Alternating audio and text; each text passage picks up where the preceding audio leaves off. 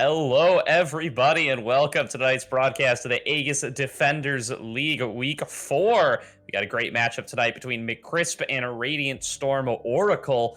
My name is Gordo, and I am joined, as always, by Trajan. And Trajan, what are you hyped about for this matchup tonight? I'm really excited to see from looking at just what both teams kind of have available for themselves.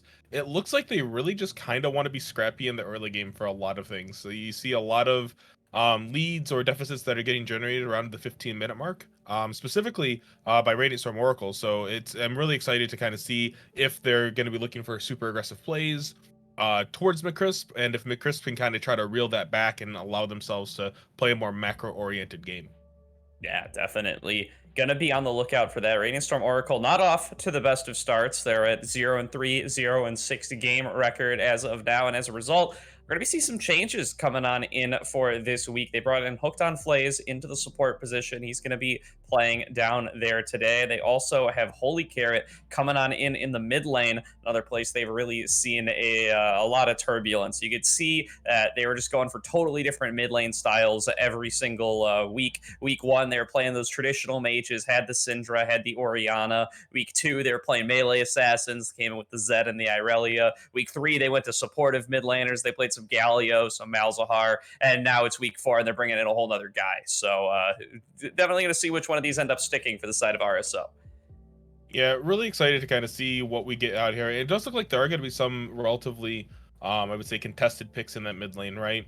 Irelia is gonna obviously going to be one of the big ones, and then you obviously have champions that are going to be like a Silas or even like a Lucian that are relatively, I would say, easier to execute than some of the other champions, like a Kiana potentially. But we do see here that it does look like McCrips is going to lose a couple of bans here due to using an E sub. So the first two bans that are going to come in are going to be Xinjiao and Ezreal, two really meta champions. And Ezreal, we still can kind of continue to see a really high presence rate for him across most of our leagues here in Aegis. Even though there was a small nerf to Divine Sunder, it doesn't seem like it was really enough to kind of force him out of that meta in terms of safety and high DPS scaling ADCs. Yeah, not quite yet. Yeah, a whole bunch of roster changes coming on across today. A Wild Terry coming on in to replace Dan Crackers today.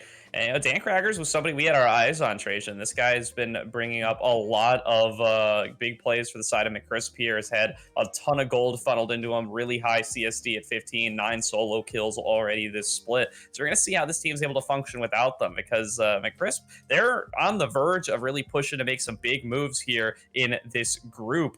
As McCrisp, they're sitting at 2-1, but they're in a four-way tie for first at 2-1, and with only 2 spots up for grabs to get birthed right into the playoffs and not have to go through that play-in stage, and only 2 more weeks to go. Every win is going to be a huge deal for these squads competing for the top of the table in their group, and McCrisp is really going to need to make this win happen.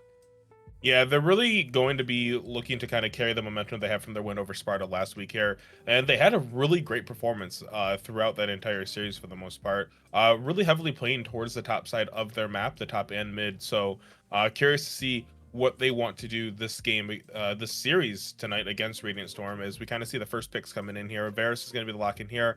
And then we do see the Graves that's going to be locked in for the side of Radiant Sun. And this is a champion that we have been seeing a huge resurgence in as of lately. He's been an absolutely dominating jungler, a dominating laner as well.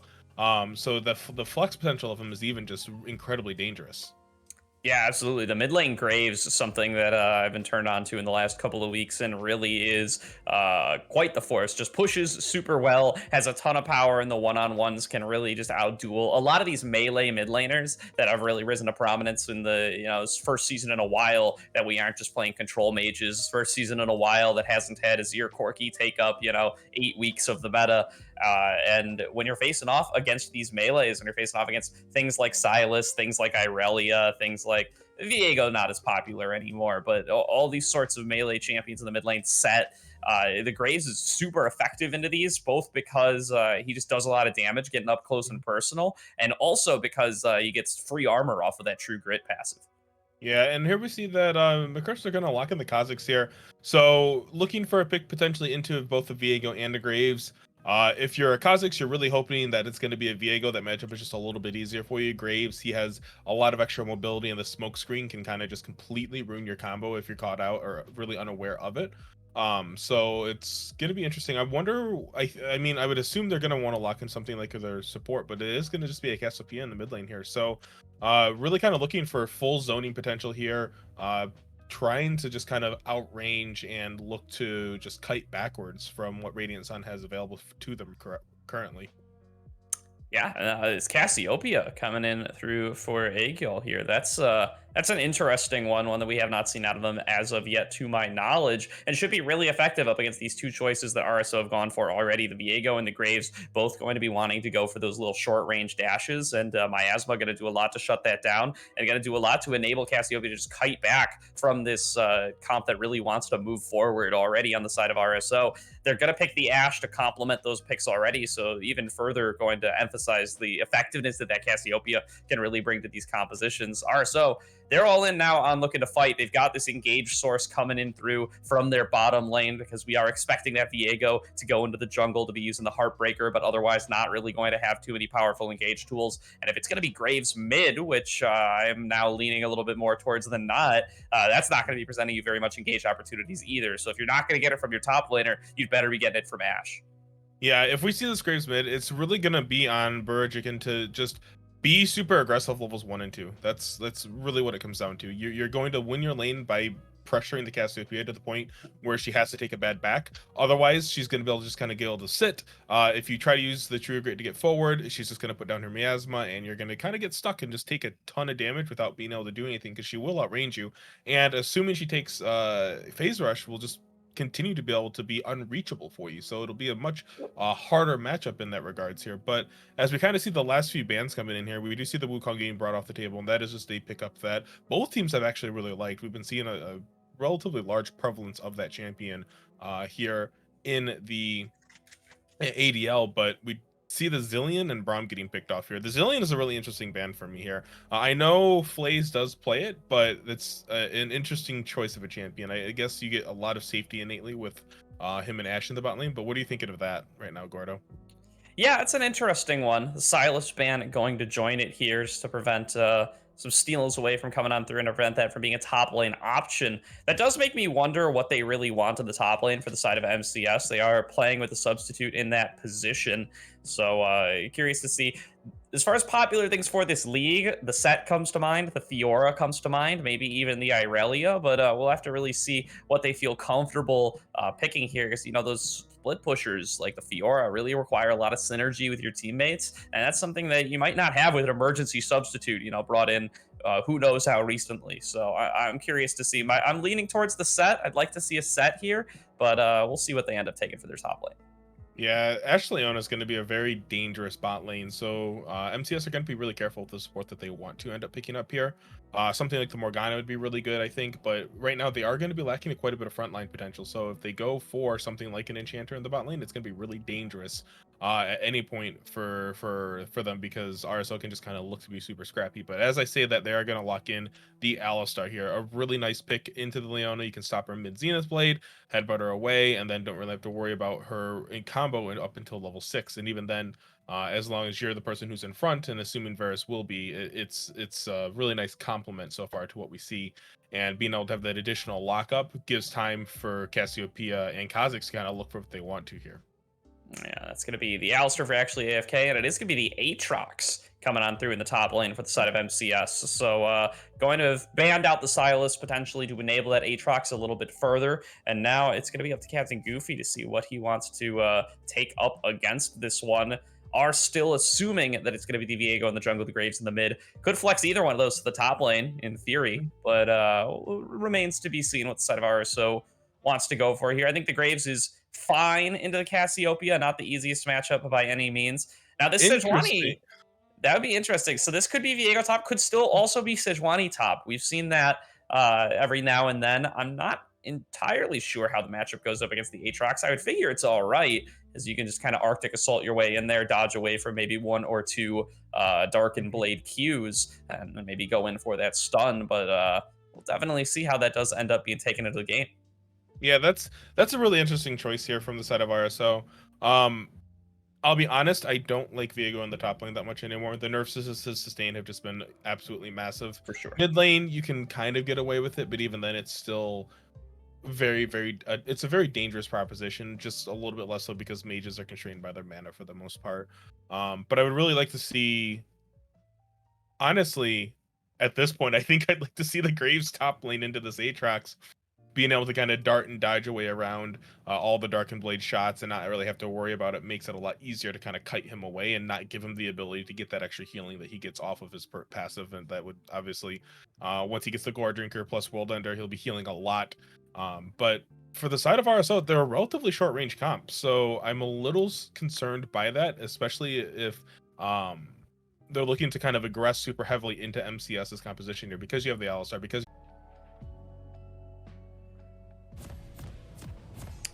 Hello, everybody. Welcome back to tonight's broadcast of the Aegis Defenders League. We are in week 4 of the regular season, and we are watching a McCrisp take on Radiant Storm Oracle. Everybody getting out of the base and get ready for a nice night of League of Legends. yeah, I'm really excited again to see what both teams are going to bring to the table here. And Gordo, as we get under the rift, we do see the Viego is going to be in the top lane. We see the Graves mid, and then the Sejuani is going to be in the jungle. Unfortunately, we'll not be able to see that top lane Sejuani tech out of RSO tonight. What do you make of it? Not a huge fan of the Viego solo lane personally. We talked about it in Champion Select, but this is not the most cursed orientation this comp could have gone for. The Graves jungle, Viego mid would make me more upset. So I'll take the middle ground here with the Viego top, with Captain Goofy taking on this Aatrox in that matchup. And say what you will, RSO, they've gotten themselves some okay matchups out of this, right? The Sejuani has some escape tools, has a little bit of armor in the passive to not get too victimized by this Kha'Zix, and the Viego should be an okay matchup up top lane, up against that Aatrox. Should hopefully be able to try to sustain it out if they can. Can't get as much healing through minions as you might like, but can at least get some healing off of trades with the Aatrox himself, and just kind of hang out back there, be able to dash away from Darkened Blades, has at least some options, which is not something that can be said for every single top laner up against that Aatrox. Yeah, 100%. As we kind of see his teams kind of get themselves onto the rift here and situated in their respective lanes, Holy Carrot immediately just starting to shove this wave into AG here, which is really, again, as the Graves mid we kind of talked about, you want to be doing, shoving these first couple of waves, getting that early level 2, forcing the Cassiopeia to try to take a bad trade. Though Aegis AG does have the phase rush that we talked about as well, so we'll be relatively safe.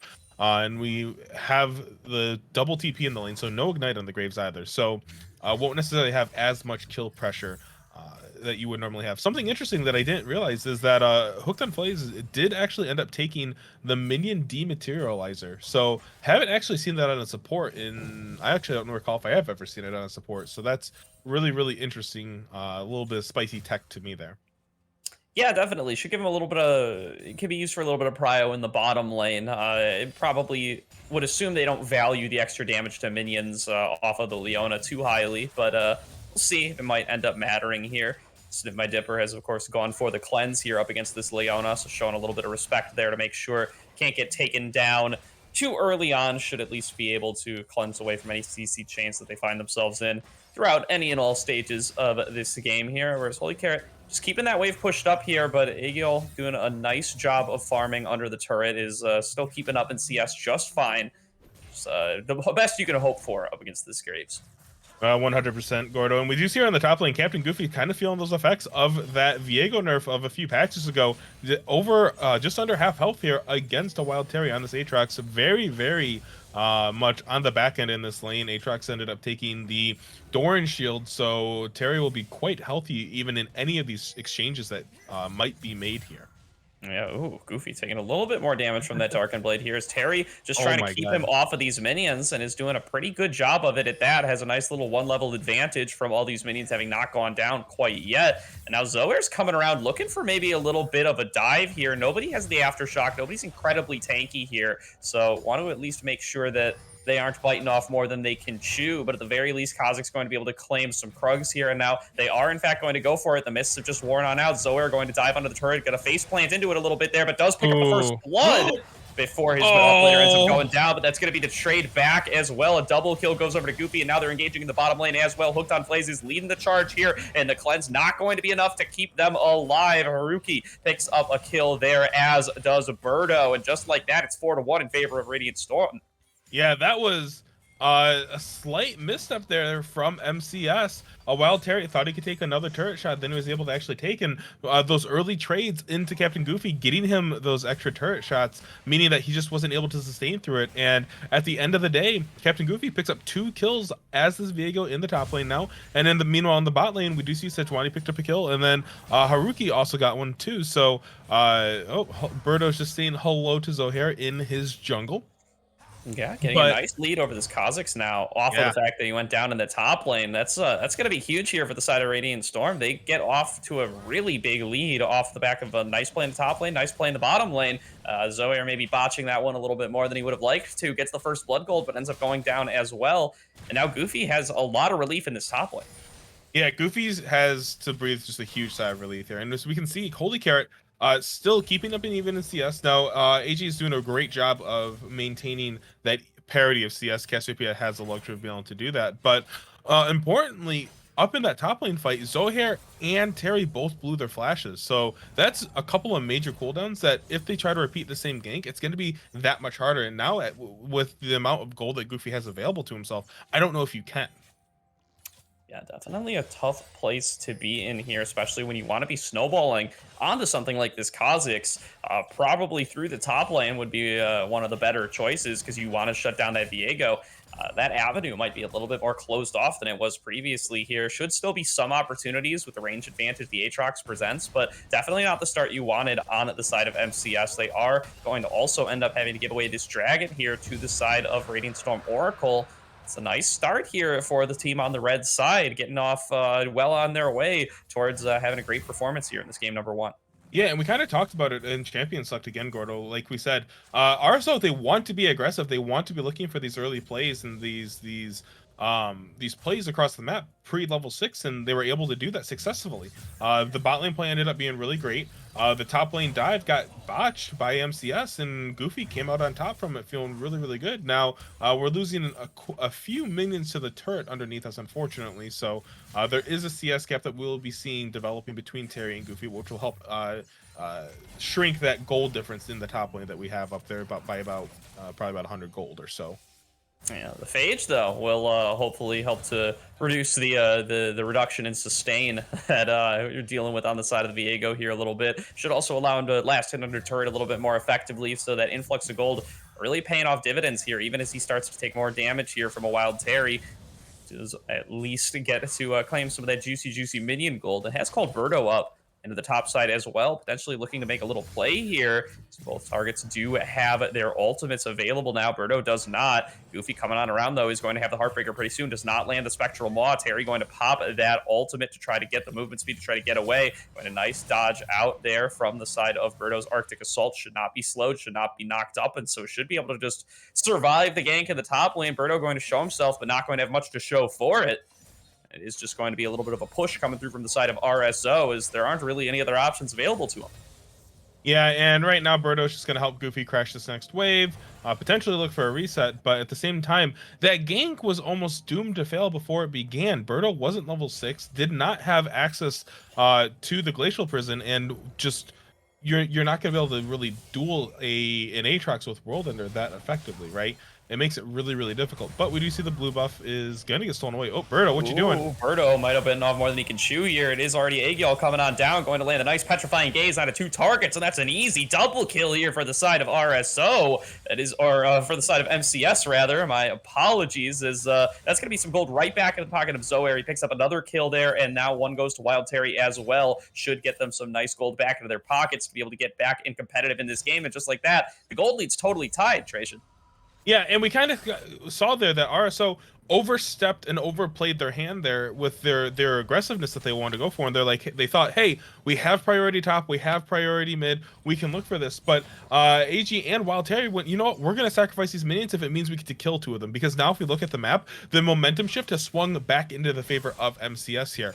Zohair's about to finish the Herald. We do see a gank coming up in the mid lane here, and that's probably gonna work. Yeah, Holy Carrot taking a bunch of damage, but it's not going to matter once the CC comes on through from this Sejuani. Birdo going to pick up that kill onto Aegis. Nice little assist going over to the side of Holy Carrot. Zoair looking to pick something up here, though. Holy Carrot going to have to be very careful not to step too far away from this turret. He is just going to channel the recall, and that means Zoair just going to have to try to grab this wave. Can't really accomplish too much on this. Kha'Zix has 2 kills to his name, but isn't going to be able to pick any up kills here and now.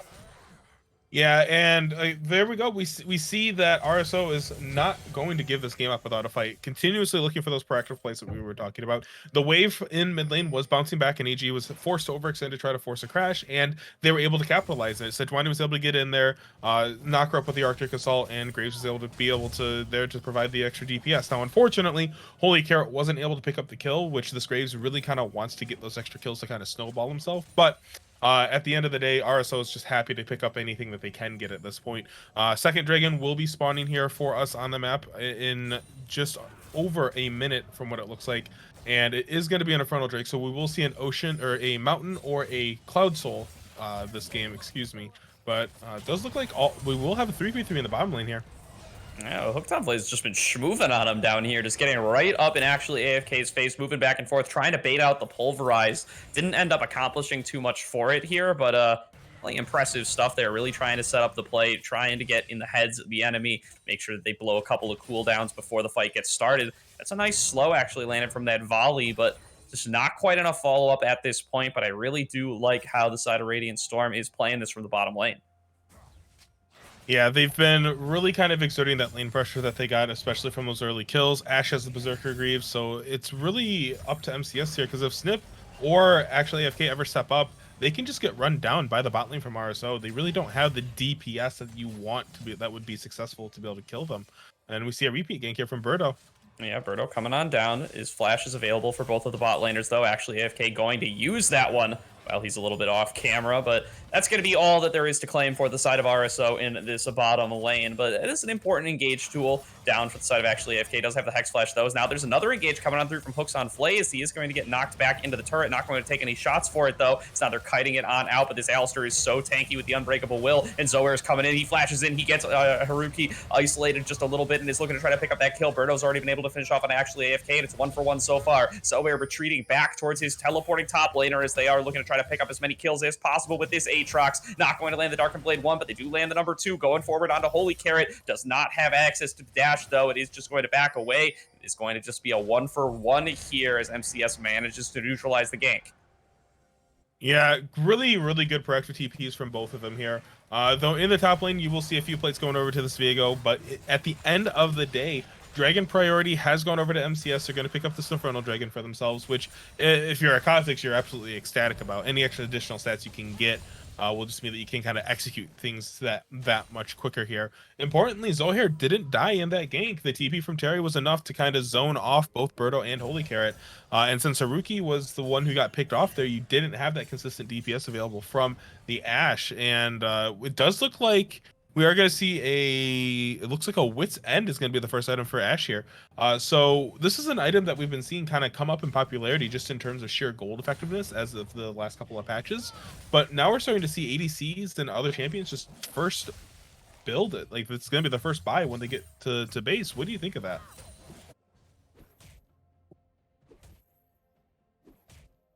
Apparently it does leave Gordo speechless, but as we wait for him to potentially reconnect with us here, it's going to be an interesting dynamic now. We do see that it is going to be a mountain rift, but we do see in the bot lane, Herald's going to come out, Haruki's going to get incredibly low, force the flash out, Dark Harvest is going to proc from Zohair, and that's going to be a quick kill picked up by them. But meanwhile, Glacial Prison is going to miss up in the top side of the map here. So action across the entire rift, looking like it is quite a bloody game like we were talking about here. And it does look like Gordo is unfortunately on the receiving end of a thunderstorm that is not cooperating with his internet quite so nicely right now. But Snip and Zohair picking up the last plate that they can before it does fall in the bot lane. We do see Hooked on Flays walking his way over there right now. And again, gold is going to be slightly in favor of MCS, but at the end of the day, it's still going to be quite even between both teams here. Kills are going to be relatively even. Turrets haven't quite fallen yet, and Goofy has the full Divine Sunder finish over that. So we do see the Solar Flare coming out from Hooked on Play. He's going to immediately go on to Snip here. There is going to be a cleanse available as well as Flash. We'll see if he needs to use it. Does not have the Chain of Corruption. That is quite a bit of damage coming out from Hooked on Play. He's just trying to kite his way back here, get as far back as he can. Meanwhile, Dusty is actually AFK, is going to be here. The volley from Haruki is going to be able to pick up the first kill there. Flash is going to come out from Hooked on Place, and AFK is now in danger. Going to see the Zenith Blade go forward, but the turret shot is going to be enough to pick up a kill there. Ignite is going to go on top of him. But meanwhile, on the top lane, we do see Wild Terry and Captain Goofy getting collapsed on up here. Birdo doing what he can to get on top of him. Zohair is in the area, though. Birdo now completely cut off as the TP from AG comes in. This Cassiopeia is ready to rumble, but Captain Goofy has nothing to say to that. Kills are even up on both teams, but we do still see a 1k gold lead in favor of MCS, and that does sound like my partner Gordo has come back. Gordo, welcome back. There we go. I'm back, ladies and gentlemen. It was a very lonely cast without you, my friend. It is good to have you back. Very good, very good. Apologies, everybody. We're getting big old storm in the Midwest right now. Had a little bit of a power flicker. Lost a little bit of internet, but we are back and we are raring to go. And oh boy, it looks like some more kills have gone out across as the scoreline is now 7-7. Yeah, both teams, again, just increasing this amount of aggressiveness. When one play happens across the map, another one happens on the other side. Just throwing out some CC. Oh my goodness. It does look like we're still having some issues coming up from Gordo right now. Give me just a moment, friends. See if we can't get him back in here relatively quickly. But seeing both ADCs just throw each ultimate at each other is a very entertaining proposition. So here, gonna immediately jump onto Haruki there. It's going to see the flash come out. Solar Fire is going to land on Xenoblade coming out. He's going to be rooted in the spot, but AFK is flashing in. Headbutt Pulverize not going to connect. Going to get the Ashe just out right now, but it's going to be the arrow from Snip. Difference is going to be able to pick it up, and Hooked on Place is now in the trouble zone. That's going to be a double kill going over to Snip on this Varus, and it's going to be RSO being routed away by MCS now, and we do see a complete control of the bot side of the map here picked up as the first turret has fallen in favor of MCS. They've kind of broken open that gold lead for the first time this game to just over a 2,500 lead, and now we can kind of see again Zohair on this Kha'Zix is doing incredibly well. The one game that he was able to play on it in the league prior was 12-1, so not a stranger to carrying on these champions. Definitely knows their way around the rift and is really kind of demonstrating that knowledge and being able to punish him. We just see him bush camping here, looking for it, looking for any potential squishies that want to walk by and just don't want to respect him. And we kind of see this transition now as the dragon will be spawning here in 10 seconds. Both teams are kind of contesting in the area for it, but does look like RSO are going to be the first ones to kind of get a crack at it. They do have vision control, but they don't have a bot turret, so that bot priority is almost non-existent for them. Meanwhile, the top turret is going down for them. Terry is up there just beating away at this turret. Does have the TP available, and we do see here now all 5 members are making the way down as Captain Goofy is just a little delayed. Dragon is going to get started up, but both teams are going to be trying to do what they can to delay each other. Holy Carrot taking a good chunk of damage, but Haruki's just going to kind of start hitting it. There's really no huge threat from them, but we do see Zohair. He's immediately going to go in, and the piercing arrow is going to steal it from the side of MCS, and the turnaround is going to come out from RSO, and they're going to pick up 2 quick kills. Goofy's going to be able to get the stake, has the Miasma available, flash forward, going to get on top of AFK. Heartbreaker is going to slow him. He's going to get a 3-man pulverized, and he's going to try to walk away as he can, but the CC from RSO is going to be absolutely incredible. The 3rd kill will be picked up. Goofy not content in finishing, going to miss the pulverized. Headbutt's going to work. Heartbreaker for the 4th time this fight coming in. Snip is going to get chunked to just below half health, but it does look like that is all RSO is going to be able to get, and by all of that, I mean they're going to be able to get 4 kills or 3 kills a dragon in exchange for a tier 1 turret, potentially a tier 2. That's some excellent play-by-play right there, Trajan. I think I'm back. I hope for a long time this time around and not just for a few seconds. But we're at the mercy of the weather a little bit here, folks. Hopefully I can stick around for quite a while this time. But it does look like RSO, they strike back here with a nice fight right around the dragon. Yeah, gold lead is still going to be in favor of MCS, so they traded the dragon and 3 kills over for the side of 2 turrets in the top lane, which on a paper might not seem like the worst thing, but MCS is able to keep the lead that they had of about 2,000 gold. It only dropped by about 500. They didn't have to burn TP from Terry, so now we can even see Aegis start to rotate towards this top lane, put the Aatrox in the bot lane, as we do have Baron that will be spawning in just over a minute here. Yeah, going to really be quite the objective to fight over here. A little bit of about a 2k gold lead going over to the side of MCS, and that's far better than average for the side of RSO. They've generally fallen behind early on in their losses so far today, and they are so far this season, and they've been really keeping it pretty close this game, as it's a good sign for them busting out this new roster here today and really trying to get themselves back up in the standings. Yeah, doing a really great job of it here, and we can kind of see here now Haruki finished the Wit's End, going to be looking to finally build the second mythic for themselves. You cut out before I was able to get your opinion at, but what do you think of this? What do you make of this Wit's End on the Ashe for the first item? I'm really curious to see what your thoughts are. Yeah, I mean, I haven't seen it first item too much, but I do like the Wit's End on Ashe. These the new on-hit passive with this reworked Wit's End really does pay off really well if you can get a lot of little hits off. And Ashe, has the Q where she breaks her auto attack and do a bunch of smaller auto attacks. That's really the kind of value you want coming out of that Wit's End. And rushing it here first is certainly interesting, especially up against 3 AD. But it does give you that nice damage output. It does give you that on-hit effect, and it does allow you to really do what you want to do on this Ashe. Yeah, okay. I'm in relative agreement with you. I was just curious to see what the thoughts were. But as we kind of take a look at the item builds coming across the map, we do see the traditional Eclipse for the Graves. Divine Sunder has been finished up in the top lane for Goofy. Frostfire is going to be the item of choice for Birdo. Could have gone for the Sunfire. Aegis chose to go Frostfire. I do like that here. Neither support has finished their item, but it does look like Lockets are going to be kind of the default de facto mythic across the board for them. But 3 champions on the side of MCS have a tier of the goddess. So if they choose to upgrade that into a Muramana, they do have that extended ability to have that extra durability and damage scaling, since both AD assassins decided to go Prowler's Claw for them, and I'm considering Varus an assassin here. He's not really an ADC in this regard, in my opinion. And then we do see the Seraph's Embrace is going to be picked up by Cassiopeia. So AGO is incredibly strong right now, like very, very strong on this Cassiopeia. 2 items, Seraph's is finished, has Leandri's, a really, really strong force to be reckoned with. Absolutely. And I really like the Prowler's Claw coming through from Zoair. He knows that he's at risk of getting kited out by some of these carries here on the side of RSO, the Graves and the Ashe. And so instead of opting for something like an Eclipse, which might give you a little bit more survivability, he goes for this Prowler's Claw so that he can dash and stick onto these targets, even though the Graves might dash away, and that Ashe has those slows on the auto attacks, as well as the Wit's End movement speed. It's also just really good for repositioning. Like, you can sand swipe through the Leona and just jump towards the backline, right? Like, you have a lot of extra potential playmaking with that item. Unfortunately, it is a little bit less since Riot decided to nerf it. I actually am really sad that you can't dash through minions anymore, because that was one of my favorite things to do, I'll be honest. But I can understand why they wanted to get rid of that. And it hasn't even stopped Varus from building it either. Snip My Dipper coming out here with his own Prowler's Claw, as they're going to be going in together maybe once or twice in these fights if they get the opportunity to do so and decide, you know what, Varus just needs to be right up there in the face of everybody.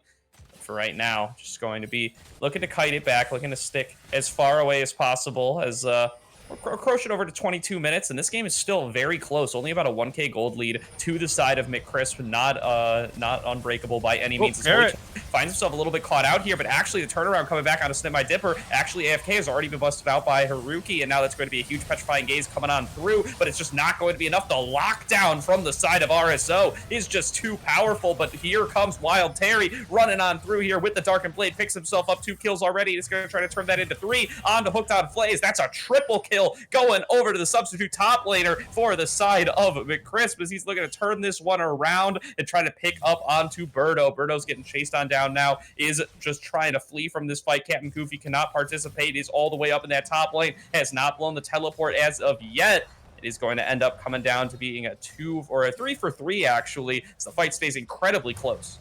Yeah, and with that fight, RSO are able to even up that gold difference. Goofy able to walk up into the top lane, pick up the second tier 1 for themselves. Terry will most likely be able to, not on this wave, actually, I don't even think he'll be able to crack this turret potentially.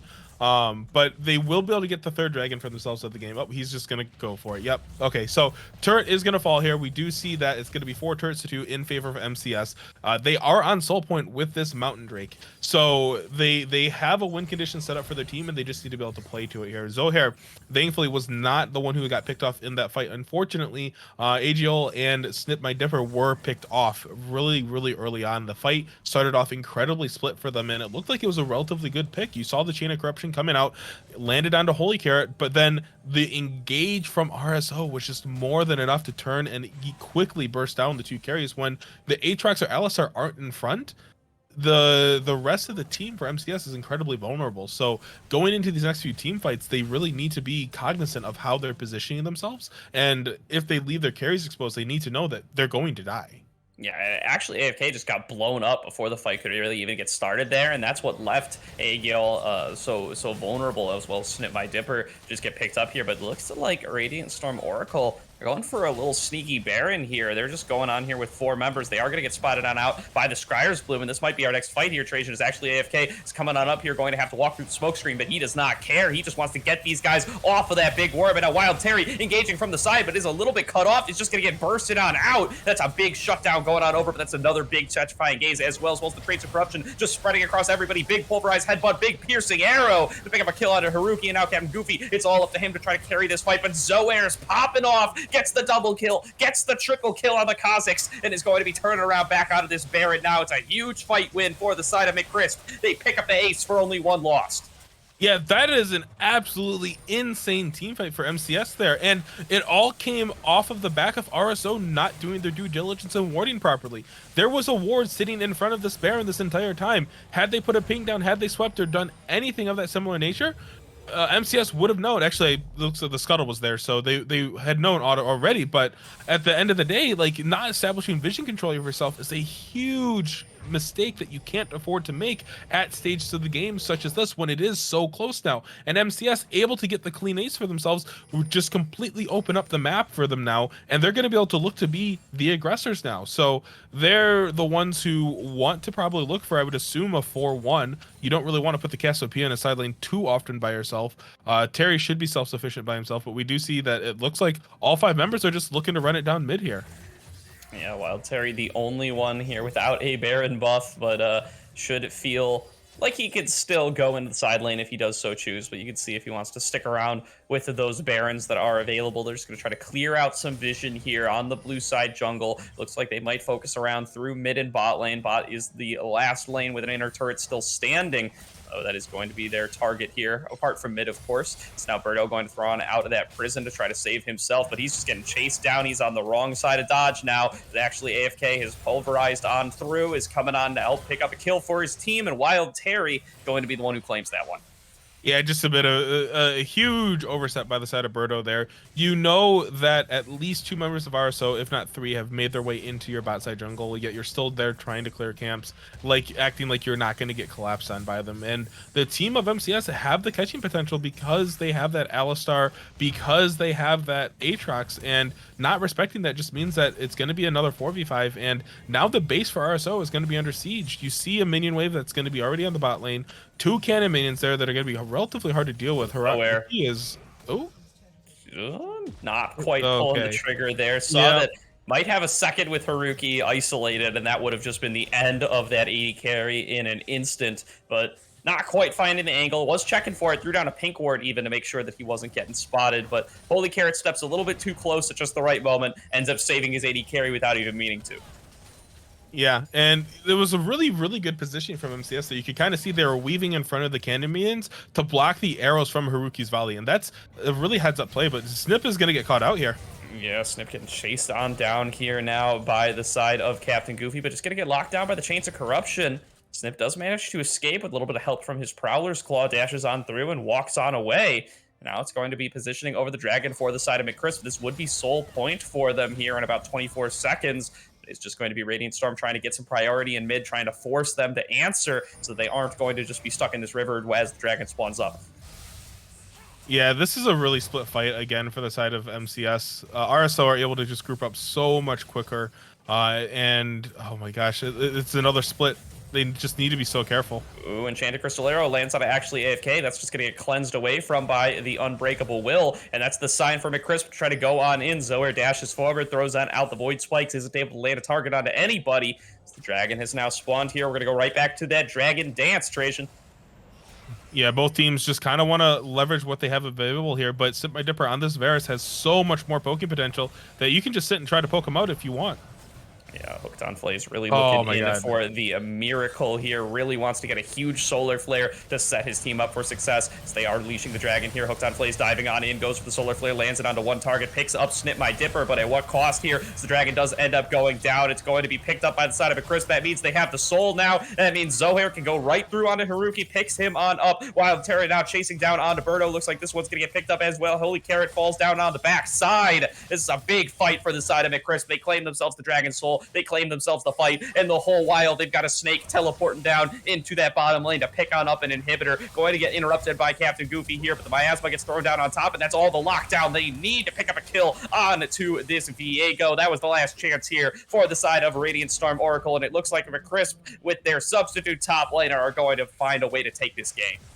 Yeah, it was just going to come off the back end of a really good fight for them there. And again, Hooked on Flays did a really good job. Found the back line, did what he needed to do. But at the end of the day, RSO were just a little too split. They weren't able to force and commit to an engage at that final dragon. And with the Mountain Soul going to get claimed. Oh, they're respawning. Might Is be this a it? miracle stand, but Aegis, he's just on the other side. He's throwing snakes at the Nexus. He is eventually going to manage to pick it on up there. That's a nice play by the side of McCrisp. They know that they have exactly what they need to be able to pick up that last kill. They go on through. They finish off the Nexus with that Dragon Soul, and they win themselves game number 1. Yeah, and again, it was a really close game up until about the 22-minute mark when that fourth dragon fight broke out, and McCrisp were able to kind of just really get that team fight swinging in their favor, open it up, and really look for it. And actually, I take that back. The really game defining moment for me, Gordo, is when RCS tried to take the Baron. They went for a really ballsy play on the Baron, got collapsed on, and were essentially wiped for it. And because of that, they lost any momentum they had in that game.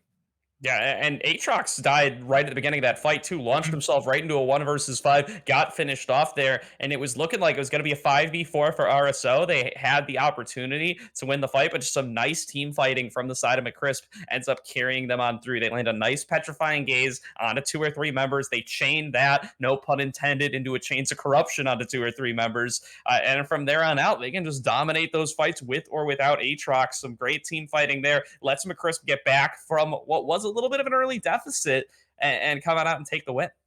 Yeah, really, really good performance. And honestly, for both teams, they were looking to have a really good fighting spirit in both of them. It makes you really excited to see what they have in store for us for the rest of the series here.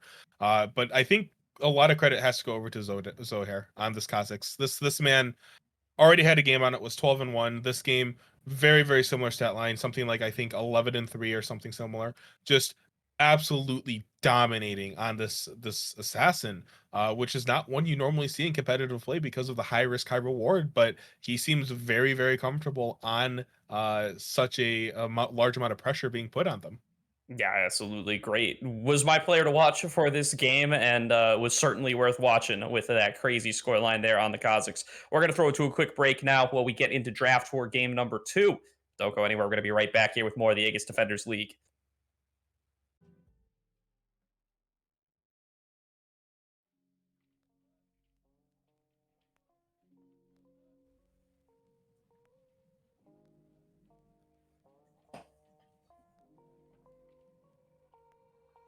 Welcome back, everybody, to the Aegis Defenders League, week 4 of the regular season. Just watch McCrisp take a pretty close game number 1 up against Radiant Storm Oracle, and now Dan Crackers is back for the side of McCrisp in the top lane, and they are coming up ready to try to take this one in game 2. Yeah, I'm really excited to see what Crackers can bring to the team here. This man has been an absolutely dominating top laner throughout the split so far, and I don't expect anything to change now that he's come back to join MCS for game 2 of our series here, Gordo. Yeah, for sure. Going to be interesting to see how they look up against Radiant Storm Oracle now with their intended starting five. But Radiant Storm, they look pretty good in their first Mhm. game here, coming through with the new mid laner, with the new support. Ended up doing pretty well here. At about 15 minutes, they were dead even right about in their gold totals. And on average, Radiant Storm Oracle, they've been down about 3K at 15 minutes. So showing a really large amount of improvement here versus their previous weeks. Would be excited to see if they can keep that one up for the rest of the series. Yeah, the roster changes they had definitely seem to be in the right direction for them.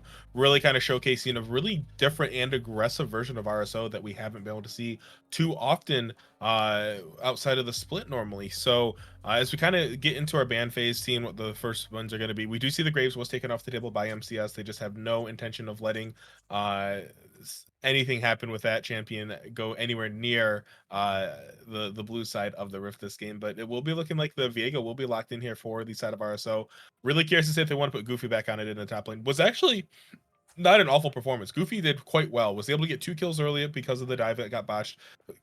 Kept himself relatively even in lane with the Aatrox, and then in the late game team fights had some really great moments with some great possessions and heartbreakers.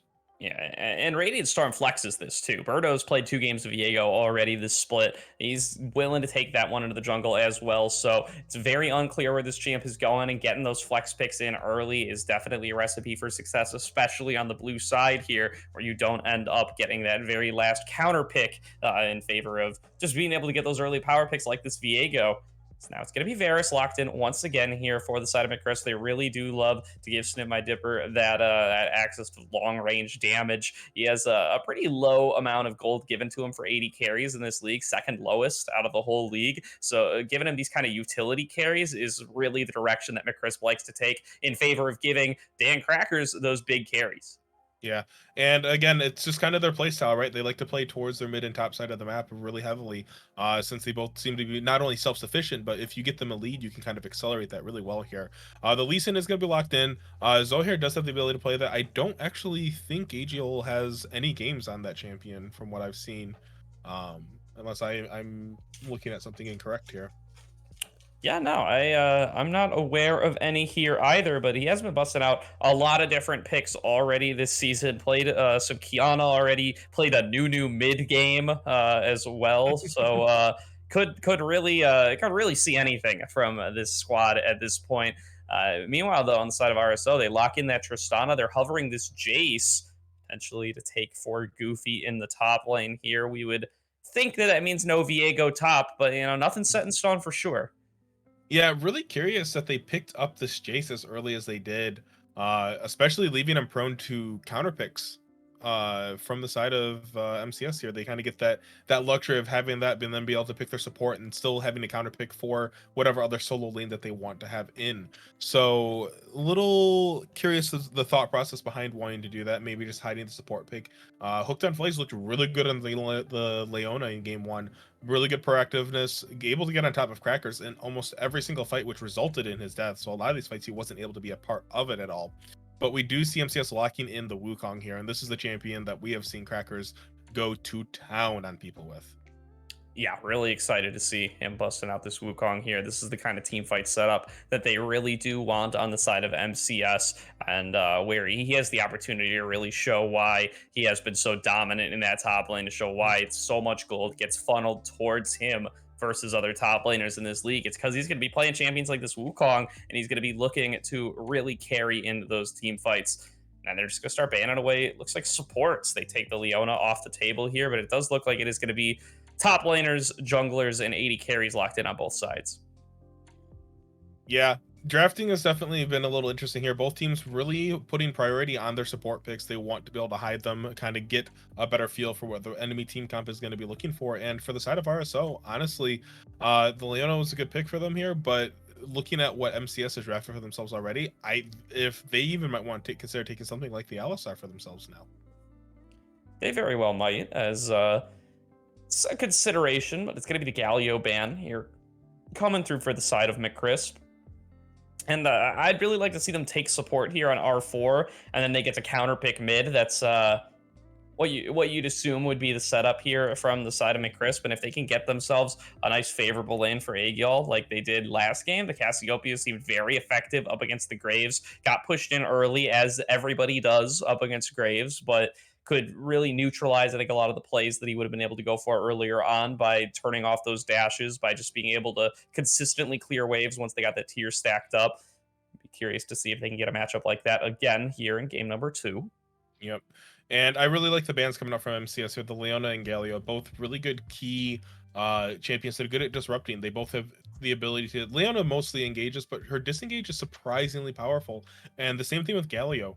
Hero's Entrance and Justice Punch create so much space in fights that it's really, really difficult to kind of navigate them if you let them go unchecked. So it is the Lulu that will be locked in here. So interested to see if Stip ends up going on the on hit Varus build, looking either for a like a Gale Force or a Kraken Slayer with a Wit's End, but very very interesting selection here. But that being said, it's going to be really good to keep this Lee Sin, this Wukong alive, especially if you combo it with like the Cyclone and Wild Growth. You're just going to have 3 knockups in the span of 2 seconds, so that's absolutely massive for the side of them. So they're really going all in on this team fighting. Yeah, could also be flexed towards the mid lane if they do decide to go for something of that True. sort. Is going to be facing off against the Alistair one way or the other. Now with the last pick on the side of RSO, looks like a Kiana hover here. That's something we've seen Aegis bust out already, but would be very interesting to see over on this side of a Radiant Storm.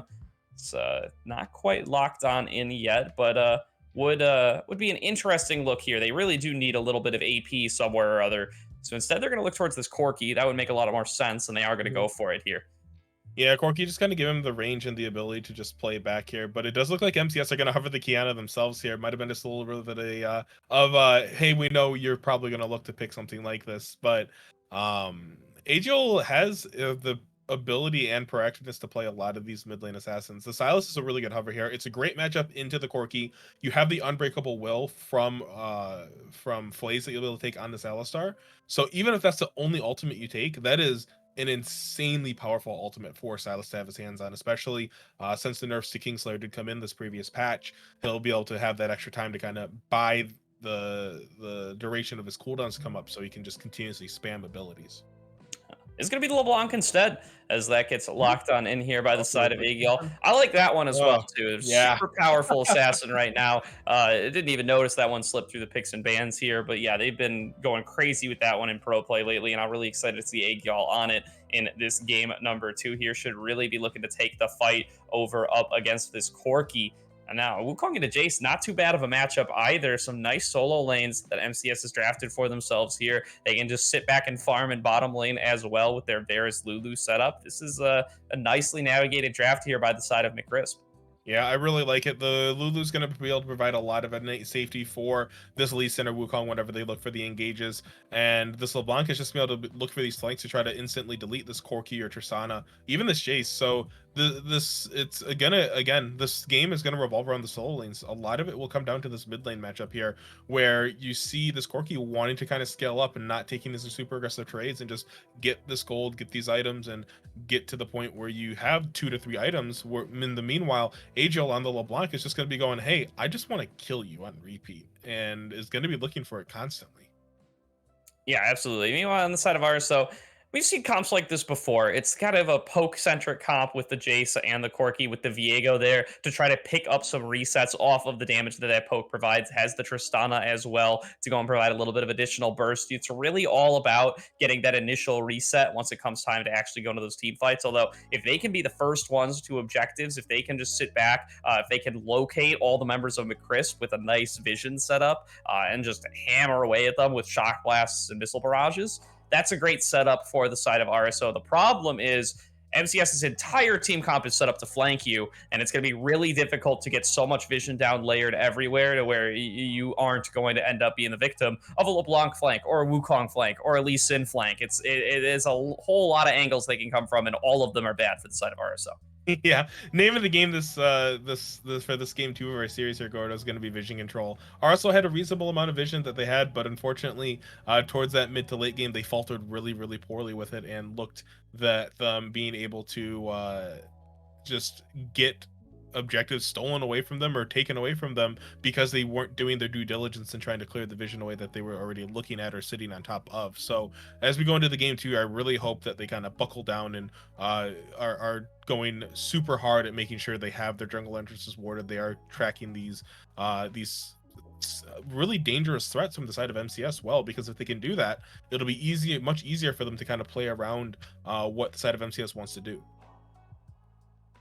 Absolutely something to be on the lookout for. With that said, we're going to throw it to a quick break here while we get loaded on up into game, but do not go anywhere. We're going to find out in just a few short moments if McCrisp is going to end up taking this game number 2, taking it into 2-0, or if Radiant Storm Oracle are going to take their first win of the split. We'll be right back. They're on the spot lane, setting Snip and AFK as far back as possible here means that it'll be harder for Varus to kind of scale into this game as it goes on. Yeah, and there's a lot of engaged potential in that bot lane, too. You got the Tristana Alistair for that early burst and early lockdown, facing off against this Lulu in the support position, who's really not going to be returning any of the same. It's going to be looking to play a little bit more passively along with Snip My Dipper. So exactly as you said, if you can get this bot lane rolling early on, this is one of the ones where you can really just try to run away with it early on from getting that advantage. Yeah, a little curious here that Zohair will be starting with Alicia in the bot lane, as apparently not a ton of people are super aware of this, but Lee Sin is still one of the only junglers that can do a 5-camp clear before Scuttle spawns with no leash. And even with the nerfs coming up to him next patch, it still won't be affecting that clear. So a little fun fact for you junglers at home, something that you can try and practice still if you want. It is a really, really interesting little piece of information for myself personally as a jungler. I think is really fun. Yeah, no, Goofy getting so low. Dan Crackers almost picks that one up. That was nuts, as he's just immediately going to trade flashes early on up against Goofy. Goofy not having the early success on the Jace that you would want here, and meanwhile Aegis also going aggressively in the mid lane, gets the electrocute proc on a Holy Carrot. Going to be forcing him back as well. As Jace getting zoned off of early CS is definitely not what you want to happen on that champ. Yeah, and Captain Goofy was able to flash away from it, thankfully. So flasher up in the top lane, but at the end of the day, Dan Crackers is really, really happy with that exchange. Oh my god, going for it again. Oh my goodness. Something that is going to be in common with both of the top laners we've seen from MCS tonight, though, is that they both like to take turret shots. Oh, there's the aggression from the bottom lane we were looking for. Exhaust gets thrown on down, but gets cleansed away right away. Snip My Dipper taken down incredibly low, but is going to be able to survive there with the help of his flash. Meanwhile, Dan Crackers, he dives to the top lane. He picks up the first blood of the trade back in the bot lane as well. It's all going wrong for the side of Radiant Storm Oracle here as McCrisp picks up 2 quick kills to start on off this game. That is definitely not what you wanted to see here. Dan Crackers is recalling on a ward, so here's in the area. Oh no, Birdo! Okay. Oh, okay, wait. Zohair might have a little bit, might be a little bit too far up here, trying to escape. Gets knocked away by Captain Goofy. Is going to try to go for this flash over the wall. Does have it, and is not going to be able to be responded to by Birdo or Goofy. They do pick up a kill back outside of Dan Crackers, but chalk that one up in the books there, Trajan. This man's got 9 solo kills already this split, and that's going to make it a clean 10. Just having no fear, level 3 diving a Jace under his turret.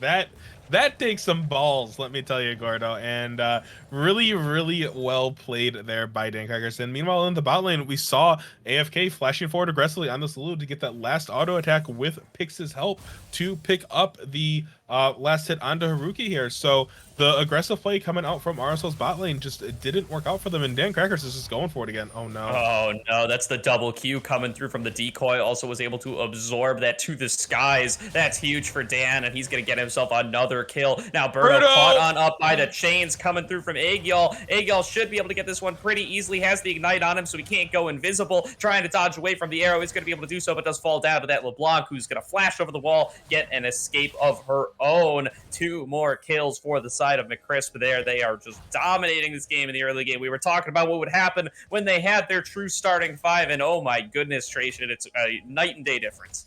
Yeah, and you can kind of see her. Zohair's just like, you know what? I don't think I need to go top lane anymore. I'm going to play to my other lanes. And he's totally right.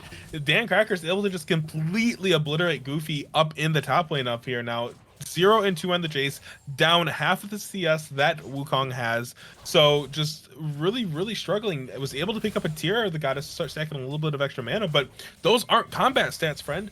This Wukong has a longsword, dagger, and a sheen. You're going to take so much damage in this lane, especially because you have phase rush and not even conqueror, so you don't have that extra sustain that you can have from it in potentially for these extended trades that Dan Crackers wants to be taking. So really, really coming up here for MCS in this early game here. 5.5 minutes in, we're seeing 5 kills on the board, and we're seeing about a 1,500 gold lead for them already. So already kind of demolishing what we saw in game 1 as terms of expectations. Yeah, for sure. McCrisp off to a nice early 1.5k gold lead. That's precisely where you'd like to be up against what is kind of an early game focused comp from the side of ours. So yes, they have the Viego, but oh god, Crackers is doing it again. Yeah, he's gonna get another solo kill up there. This is a disaster for the side of Radiant Storm here. And yeah, you can scale into the later game with this Corki, with this Viego, but this Tristana wants to be winning lane. This Jace especially wants to be winning lane, and neither of them are doing that right now, Trajan. Yeah, we can see here, Berta. Oh, meanwhile, on the okay, bot lane. wait. Hello. Maybe that's going to change around a little bit here. Snip My Dipper has nowhere left to go. Haruki going to be able to pick up that kill. Nice to get themselves back to the game here. They need to start winning through one lane or other, and it does look like that bot lane is going to be the one. Want to see Berto continue to visit down here now to just try to get something back into the coffers of the side of Radiant Storm Oracle. Yeah, if you're Berto, you just be going, hey, I'm going to only be on the bot side of the map. I can't risk going to the top side where action's going to happen. You already have a really strong bot lane, and we kind of talked about it. The Tristana Alistar is super aggressive and able to just kind of get on top of this Lulu or this Varus without them being able to do anything. And in the 2v2, it already shows that twice now they took winning trades for the most part. Unfortunately, got a little too extended, and Haruki did fall in the first one. But in this one, Snip My Dipper went down. CS is relatively even for them, but in the mid lane, Argyle, holy crap. Yeah, holy carrot, taking a bunch of damage there from Aegis, but does have the backup of Hooked. Make sure that he is not actually going to be able to be bursted out all the way. No Ignite available for Aegis either, so was really just a bit of a trade for damage here. Stan Crackers, he's at it again. He's got a 2-level advantage. He's chasing onto the side of Goofy, who's going to knock him on away. Gets a little bit of movement speed, but the flash forward from Crackers is going to pick himself up another solo kill. You got to get the Jace out of there, man. It's time to lane swap or something. He's got to just stop facing off against this Wukong because it is not working out for him. Well, and look at this. Captain Goofy's had such bad wave positioning throughout this entire game. The wave was slow pushing into Dan Crackers on this Wukong. He couldn't do anything about it. He was going to be set up for disaster there. He just wanted to try to hit level 6. That doesn't even do anything. But meanwhile, in the bot lane, hello again.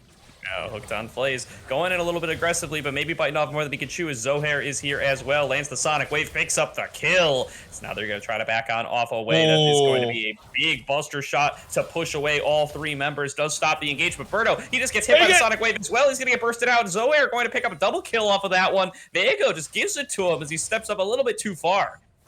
Yeah, and I do think that Berto was going to actually be out of range of the resonating strike there, so just decided to stick around for a little too far, potentially trying to get the sun off, but they might look to dive. Oh my god! Nice play by Zohair. Ward forward, lands the Sonic Wave, gets that Dragon's Rage, gets the execute damage there, and makes it an unofficial triple in that bottom lane. Lee Sin off to a roaring start now at 3-0 from the 0-0-0 stat line. How can you do that to someone, Zohair? Come on, man. That was dirty beyond belief. My god.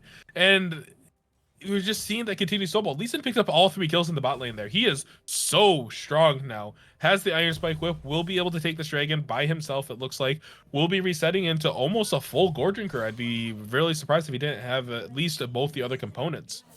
Yeah, no, and this is what I mean, by the way, when I say Snip My Dipper is left as one of the lower econ 80 carry players in this league, as even when he has the Enchanter support in the Lulu, Zohair just says, oh, absolutely not. Those are my kills. I'm taking all of them, and I'm going to go and spread this lead around the map. Maybe a little bit more to Dan Crackers, who's also going to be one of their primary carries for this game.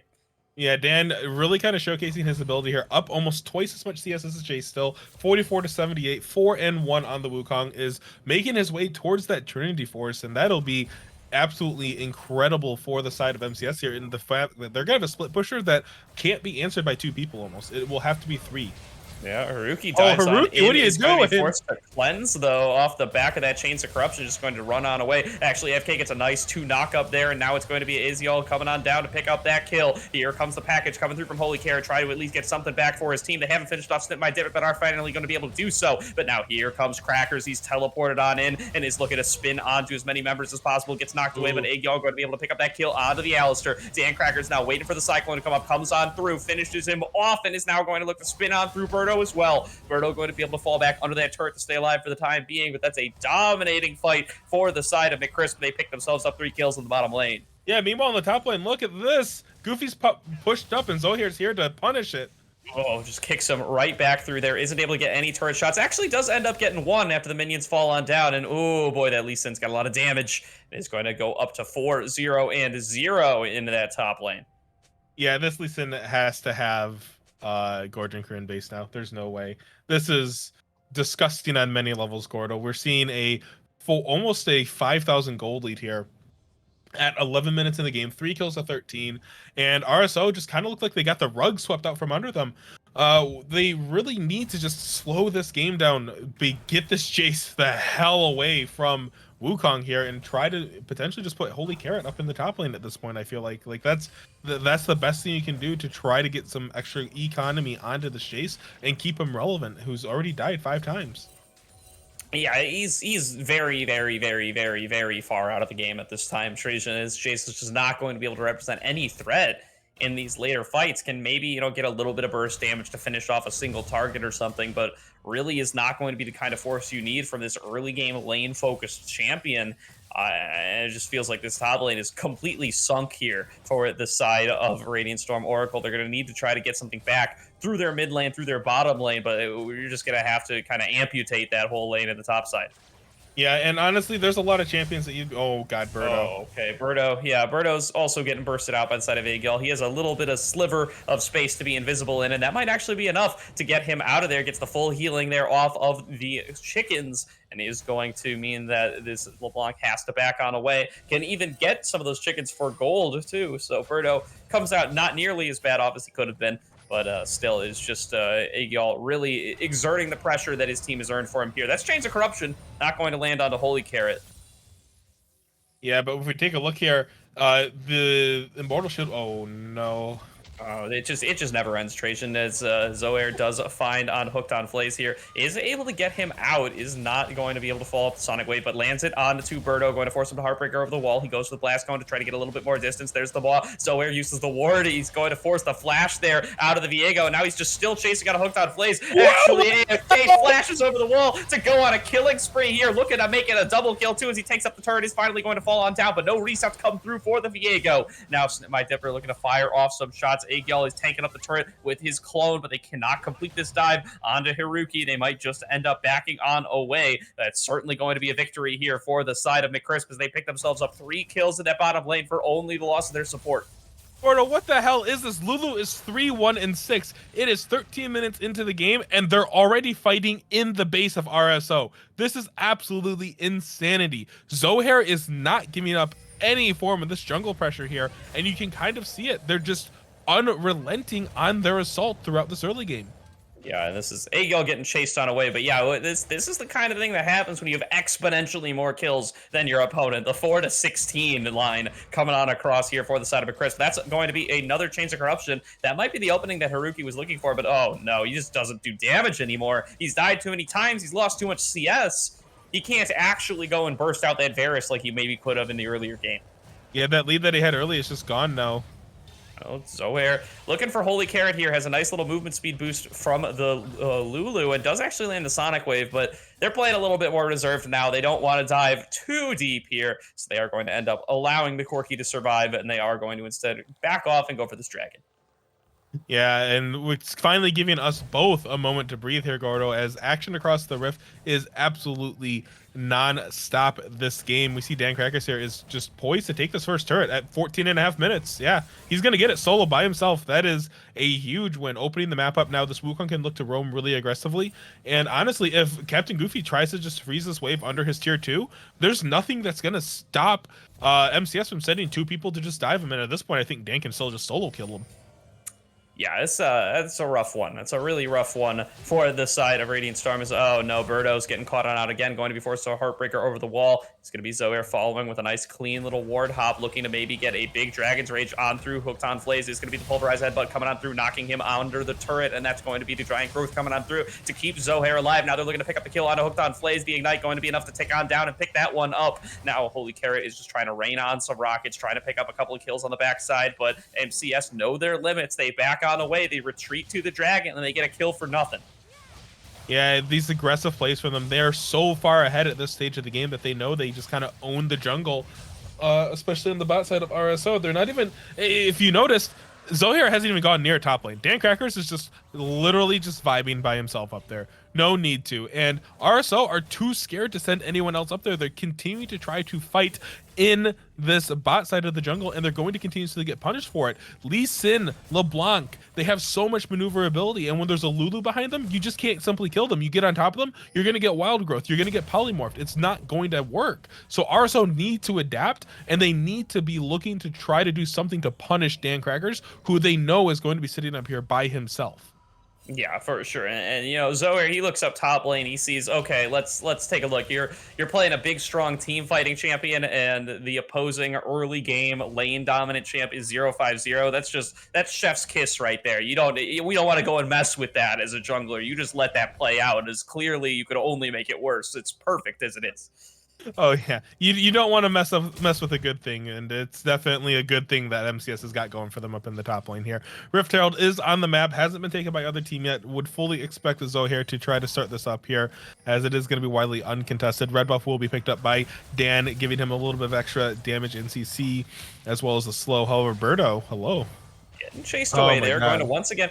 Birdo has only had to use Heartbreaker defensively this entire game. Is every time he's getting jumped on by Zohair and he has to Heartbreaker away. That means he never has it for these fights. And I'm not saying it would have made the difference, but it's certainly not helping. Yeah, oh, for sure. The fact, when you're being forced to use such an aggressive ultimate defensively, you're not in a good position, and Birdo knows it. Yeah, oh, Holy Carrot getting engaged on here, gonna get saved by the Immortal Shield Bow, and now Snip by Dipper. He's the victim of a 3-man dive. He's going to go on down here. That's gonna be a reset coming on through for the side of Birdo, and now with 2 ranged DPS, they might actually get a little bit of damage onto this turret. They can even look to trade this one back, but what's going on the top side? Captain Goofy maybe at risk of getting dove here. It's gonna be Lulu coming around on the back side. He's gonna knock away Dan Crackers, but he's just gonna find himself face to face with the 3-1-7 Lulu, getting the knockups through with the Giant Growth. That's going to be Dan Crackers going on a rampage, picking up another kill in the top lane, and now they're going to move back and looking like they could start on up. It's actually just Rift Herald Traven. It's 17-50 minutes into the game. You can't actually do Baron yet. Yeah, no, they're taking everything that they can get. Herald has already been picked up and claimed. Baron will be spawning in 2 minutes here. MCS are poised and ready to just kind of take this at a 20-minute Baron. Would expect to see Zohair look to reset here, maybe look for a Herald release in the bot lane to draw additional pressure away. But mid lane turret is still up for the side of RSO, and that is a huge roadblock for the side of MCS if they want to continue to advance their map state as aggressively as they have been. That turret gives RSO so much inert safety just by existing. So they're going to have to look to try to get rid of that before they look to really be the major aggressors that they have been. And you know, Trajan, that Lulu top dive does remind me. Actually, never mind. Oh, that's going to be a rookie almost getting zeroed out by Aegis. But no, I'm going to make my point before we lose our opportunity here. Actually, AFK really demonstrating there. I have one more stat prepared for tonight, and that's actually AFK #1 in damage share for support players. And we're really seeing why tonight as he's going in for these solo dives, and he's leaving Snip by Dipper all alone in this bottom lane where he's getting collapsed on by the side of Birdo. He's going to get another reset there onto that Varus, but now Zohair looking to get a response. Dan Crackers looking to get a response as he goes on in for the Cyclone. Is not able to land it onto anybody, though the flash comes on through, and it is going to be Holy Carrot escaping with his life. And just like that, RSO, they get themselves a little bit of something in the bot lane, but it gets snatched right back as MCS get this bot lane turret. Yeah, and honestly, Snip is just going, this is fine. This is fine. The only person on the side of MCS who has more than a single death. Dan and AFK have both perished once on this game for us, but you know, they're not too upset about it right now, and neither would I. Yeah, no, this is certainly a very little to complain about with MCS's game state at this point. They get a nice little charge off the Rift Herald. Not quite able to finish off the turret, but they should be able to do so now. Dan Crackers dashes in, gets a crushing blow there, and now Zoair is looking for a potential engage here, has the ward, but is just going to get knocked away by a nice package from the side of Holy Carrot. It's not going to be any more violence in this bottom lane today, and meanwhile, Captain Goofy does get himself a turret in the top lane. Yeah, slowly clawing his way back into the game, getting every incremental advantage that he can, and the solo gold from these outer turrets are going to be quite nice. The solo lane, the top and bot lane turrets do actually generate more gold now than when they're taken, so is really, really handy for them. Polymorph is going to land. Oh, boy. Dan Cracker's damage is just huge. The Unbreakable Will going to keep Hooked on Flays alive for the time being, but this is just a rough scenario to be in up against this massive Wukong. 189 CS, has 2 items completed already. Oh, and Aegis, looking for the big Haruki! plays, tries to get the damage onto Haruki, is not quite going to be enough, but Dan Crackers has it with the Nimbus Strike. Now going through onto Birdo, going to follow him on through. Second Cyclone comes on through, gets the double kill over to Dan Crackers on the Wukong, and now they can siege this mid lane to their heart's content. They've picked up 2 already. Aegis going aggressively here onto Holy Carrot. A nice flash pulverize comes on through to pick up a kill onto the support carry of actually AFK, but now what can Dan Crackers do in this 1 versus 2? Picks up another kill there onto the side of Hooked on Flays with the help of Aegis, but who is going to get shut down by the side of Holy Carrot, but the one-on-one is not one that Corki wins here, as that's another kill over to the Wukong. It's going to be 4 dead on the side of RSO, and Dan Crackers can just solo push here in the middle lane. Yeah, this is absolutely insane. Now, to the credit of RSO, 2 kills did go over to them, both on this Corki. Has 2 items complete, has the Magic Pen boots available, is doing a lot of damage. So definitely not to be underestimated here, as RSO kind of scale themselves into the mid to late game here. MCS have to be careful, as this Corki will be able to one-shot both the Lulu, LeBlanc, and Varus. So it's going to be on MCS to just respect and continue to respect Holy Carrot on this this Corki, because he's getting to the point where he will be doing a lot of damage, and if you're not careful, he will one-shot you. Yeah, absolutely. Here, a nice pick up over to the side of MCS once again, as they do manage to crack open that inner turret. They are really just running away with it in this game in particular. 22-8 is the scoreline. They've gotten every single dragon. Should be pretty close to being able to close that one on out as well. Just waiting for it to spawn on up here. Meanwhile, the Baron is on the table. Birdo trying to clear on out some vision. MCS are on it to their shenanigans. They're going to take it right back here, and they're just going to say, no, no, no, RSO, you don't get to get anything this game. Not with this game state. Yeah, and there's a buster shot will be used rather aggressively by Haruki there. Just a little too scared of seeing this Wukong and LeBlanc run at them and just kind of one-shotting them throughout the towards the... Oh my god. Dive coming on through from Dan Crackers. He gets the 2-man Cyclone, and that's really all that you need when your Wukong is this far ahead. 9-1 and 2 here, as he's just leading the dive, still tanking up the turret. Has been for quite a while here, as that's a big shutdown that comes on through from the side of Goofy. Maybe tanked it for a little bit too long, and now with all the gold that this Wukong had accumulated, Birdo is actually so powerful with this possession, but is not able to collapse onto Aegis, is not able to really use any of that big Wukong item advantage. So it is just going to be a 1-for-0 in favor of ours. So actually, a 1-for-1, as they did manage to pick up Haruki earlier on. Yeah, and Zohair has to be really careful on this Lee Sin, looking for these really strong engages now, because Hooked on Flays, as this Alistar, not only can kind of screw up the entire combo, but with Holy Carrot and Birdo being as strong as they are at this point now, Risk just kind of getting blown up. Oh my god. Ooh, some nice damage coming through from Aegis, but is just going to blink back to the distortion from his W. Still just distorting forward, looking for some more damage. They don't care that they don't have Dan, because Dan has TP, and Dan is back alive in the base. They can just keep this siege going on, Trajan. Yeah, forcing all 5 members from RSO in the mid lane here is absolutely insane, and you can see this LeBlanc is being such a nuisance, getting every single angle she can look for with these distortions over the wall, baiting out all of these abilities from the side of RSO, just doing an incredibly good job of being a good LeBlanc. And it's paying more and more dividends, as we see RSO are going to be forced back into their base. Cosmic Drive and Lucidity Boots. Just so much CDR for this LeBlanc. That's going to be cleansed, forced out of Haruki just to not die to the Ignite. A big Shock Blast comes on across. If this was a little bit more in the game on the side of the Jace, it would have made a huge difference, but it just doesn't here, as Aegis has his passive proc, but otherwise it's going to be no worse for wear. Now with a minute 25 to go on this Dragon Soul, all up to MCS to just walk away, take all their opponent's jungle camps, and wait for the game to end. Yeah, and okay, so to the credit of RSO and for Captain Goofy, has been able to just kind of absorb the pressure that he got. Yes, we died 6 times in lane. Has a solo kill to his, or has a kill to his name now. Also was able to complete his second item. Has the fully upgraded Muramana. So has the man, or yeah, it's a Muramana now. Excuse me.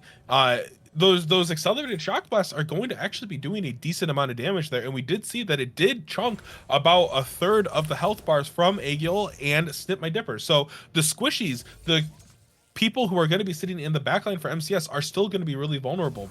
So RSO are not out of this game yet. They are just playing on a very, very back-footed position right now. Absolutely. Here's now Dan Crackers is back on his split pushing ways. He's got the teleport available, knows that he can keep pressuring Goofy in that 1v1, and knows that the Dragon is coming on up in just a few short seconds for the rest of his team to take here. He's coming on around now, looking for a potential flank. He is potentially just getting collapsed on himself, though. Needs to be at least a little bit cognizant of all the members of RSO and where they can be. So now there's the engage coming on through. They know that Dan is not available right now, and that's going to be actually AFK just getting one shot, but right back, Aegis going to pick up the kill onto Haruki. Now there's so much less damage available to the side of RSO. Holy Carrot is the last hope for it, but he's going to get dove on, but Snip My Dipper is going to fall down as well. Can they manage to finish off this target? He gets over the wall and is not going to be picked up by Dan Crackers, but that means he's not going to be here for the rest of the fight. Shutdown comes on through, this time picked up by Hooked on Flays. Birdo's got his first reset of the fight, but he's facing head-to-head with Dan Crackers, who comes on through with a huge cyclone. Hooked on Flays falls down to Aegis. Now it's going to be Dan Crackers picking up the kill onto Goofy. The teleport comes on through from Holy Carrot. He's regen to the base, but it just means nothing in the face of the Wukong. Another kill goes on down to the side of Dan Crackers. 4 members are down for the side of RSO, and this is finally going to be Dragon Soul picked on up for the side of MCS as the unofficial ace comes on through right as Haruki respawns. What an incredibly chaotic team fight that we saw there, Gordo. Both teams split essentially up in the entire fight. Zohair was sitting in the alcove of the red buff for almost that entire fight, still relegated there by itself, and Birdo's just going to die here. Yeah. Oh, no. Yeah, just, yeah, the invisibility does not matter. Distortion has a very large hitbox, and Aegis going to pick that one up as well, and regen a whole bunch off of it as well with his newfound Ocean Soul. Yeah, this LeBlanc's almost back up to full health from being half HP here. So now RSO really just need to kind of sit down and go, what went wrong? What do we want to do? How can we prevent this from happening again? I mean, it's to the point now where they're 10,000 gold down. It's 27 minutes in, and MCS, they can just take the Baron. Like they don't need to hesitate on this at all. They can just take it. But it does look like they're just content, kind of just trying to starve RSO out of the game more so than they already have been. Yeah, and they're really doing a great job of it here. They got a 10k gold lead for themselves that they've maintained for quite a while here, but not too much of a need to accelerate that one, as it will give you more than enough to be able to close on out these fights. They've secured the Dragon Soul. They can now turn that into a Baron, and then the Baron should be all that they need to crack open this base and end this series. Yeah, and that finally is going to get started up. All 4 members will be on there. Excuse me, the Wukong clone through before a little bit of a loop. Aegis is just kind of chilling in the mid lane. That was a completely uncontested Baron. RSO just don't know what they can really do at this point. Yeah, they're gonna make their last stand in their base rather than out there in the river in the middle of the wilderness. You can respect that choice at the very least. They're gonna die in their own homes as they do is prepare as 5 to make this stand here up against the mid lane turret. Eventually looking for a little bit of a move here onto Zohair. Shock Blast comes on across, does not really land on anybody but Snip My Dipper. Does take quite a bit, but has been pretty low econ Varus this entire game. He looks like he's not even on the right team, sitting at 0, 5, and 8. Right, just very oh my god, Lulu has more kills than the Varus at this point. Like that is just so funny to me. But you know, when you get dove bot lane 4 times, that's what's gonna happen. But it's, again, both teams, Snip and Captain Goofy, have been doing the best of what they can with a bad situation for themselves on an individual level. Unfortunately for Captain Goofy, the rest of the team is also in dire straits. But still, I mean, oh, that's so much damage. It's, oh my gosh. Yeah, that's Goofy's flash, so he's going to have to fall back, regen a little bit of HP, or at least just fire Shock Blast from a distance and hope that nobody's able to actually find their way all the way back onto him. He's down at just a couple hundred left now as his mid lane inhibitor is just getting hammered on, and now without the 5 members, they just don't feel like they can defend anything. They're losing top inhib, they're losing mid inhib, they're going to fall down at almost the same time. Now here comes the final siege that's going to be bot lane inhibitor exposed, but they don't even need this one. They're going onto the base. base. RSO, you're going to have to take a fight here at some point. As now as Dan Cracker's in the back line, he goes in for the Cyclone. He gets headbutted back into the fountain. That's going to be a kill picked up here for the side of RSO. Dan Crackers is off the board, but now what can Aegis do? Picks up a kill onto the opposing top laner. But now Holy Carrot trying to carry on through, trying to finish off whatever he can. There's not actually too much consistent damage left available for the side of McCrisp, so they don't quite feel comfortable going for the win yet. They've gotten the triple inhibitors, though. They're coming back on in. They know that they do have this Lulu. They do have this LeBlanc and all the damage she presents. That's going to be the ulti coming through on a Holy Carrot, going to force it back into the base. And now it's just all Nexus, baby. They're looking to move forward. They're looking to get some auto attacks onto it. They've got these baroned up minions, but they don't quite have the damage. Haruki going to get one shot there by Aegis. That's more than enough damage for me. But now Birdo is going to go on forward. He's going to try to get some resets on across. Holy Carrot has fallen down as well. Snip by Dipper is finally having his fight. He's finally getting the arrows on across, and a triple kill comes through to Aegis. They are going to finish on off this Nexus, and McCrisp is going to take the series in 2. What an incredible, it was just an absolute dominating performance from them in game 2 of our series here. Game 1 was a little back and forth. We didn't have the starting top laner for them, and now that Dan was back with game 2, we kind of got to see what happens there. And it's just, we leave top lane alone. We don't care. He's going to win his lane, and very, very confident in that as such. A little bit overzealous for a couple of times there, but if you're that far ahead, it's you know, pretty exciting for yourself to be able to continue to do that. But at the end of the day, throughout this series, we really got to see and showcase some great performances across the board. And for me personally, Zohair is the standout player of this series, doing an insane job. Yeah, I had a great couple of games there. An insane Kha'Zix game in game number 1, coming through without his original starting 5, still putting on a massive carry performance, and now coming back with a great Lee Sin game in game number 2, had that very flashy triple kill in the bottom lane to start it off, and just carried it through the rest of the way very nicely. Didn't get any more crazy insect moments, but he didn't need them, as the rest of his team, they were already slamming the rest of the game, played out the rest of his role, picked up all the objectives that he needed.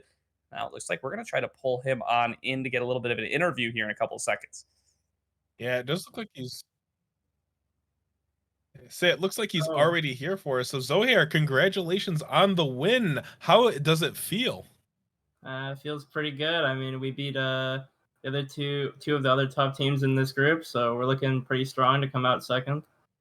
Very good, very good. And we saw we had to play with a emergency substitute top laner for game number 1. Certainly looked like you guys were a little bit off your game in that first game. Did you feel like there was a large difference without your normal starting 5? I mean Terry. I play with him a lot. He's really really good. I think he honestly kind of saved that first game. I feel like it was going kind of badly, but he had like some crazy Aatrox play in the mid lane, and that was what turned it around at least. So I don't think.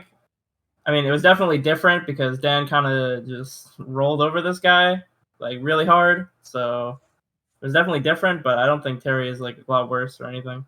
Yeah, in your other series, it's been kind of, it looks like a very similar a pattern where we see Dan getting ahead in his lane a lot. Is that something where you're helping supplement that, or is it kind of just the Dan show up in the top lane where he's just being that dominant player by himself? I mean, I usually path top lane to just kind of protect him so he doesn't get ganked. I mean, he likes to shove in, and he usually skill checks his laner really hard, so he can kind of just solo dive on his own. Like, I don't really need to help that much, but getting vision in the top side is definitely something that I do most of our games. Very nice. So you're now up to 3-1 in this group here. A very nice record. You were in a 4-way tie for first at 2-1 coming into the day. Do you said you were hoping to make a push for second? Do you see a push for first in your future, or what do you think your odds are coming in for at least getting one of those buys? Well, I think if everything goes the way it's supposed to, and it's a tie, we should be second because Suicide Kings beat us, and we beat the other two teams. So we should be second. I mean, if we win our other game, it's not really up to us to whether we get first or not. So, I mean, I hope we can get first, but second is what's looking most likely. Yeah, fighting for one of those coveted spots and not have to play in those dreaded play-ins, being able to secure first or second seed is obviously what all the teams are really looking to go for. In terms of your performances yourself, what makes you so confident in picking something like the Kha'Zix? We've seen you play it twice in both games. You were just absolutely dominating on it.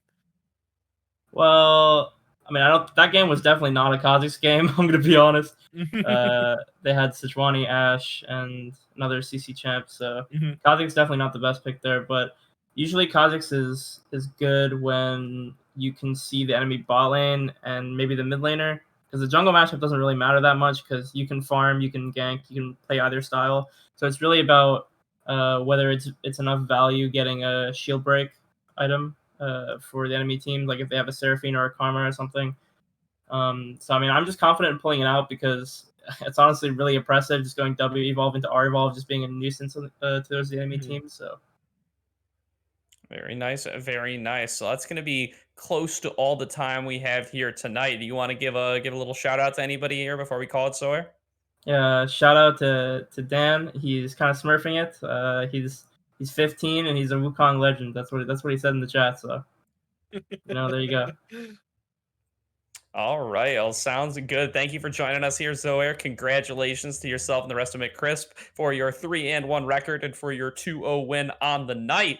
To everybody else, thank you all for tuning on in. We're going to be raiding into Unified right after this, but that's going to do it for the Aegis stream for tonight. So for myself, Trajan, and Ivar on production, you have yourself a fantastic evening.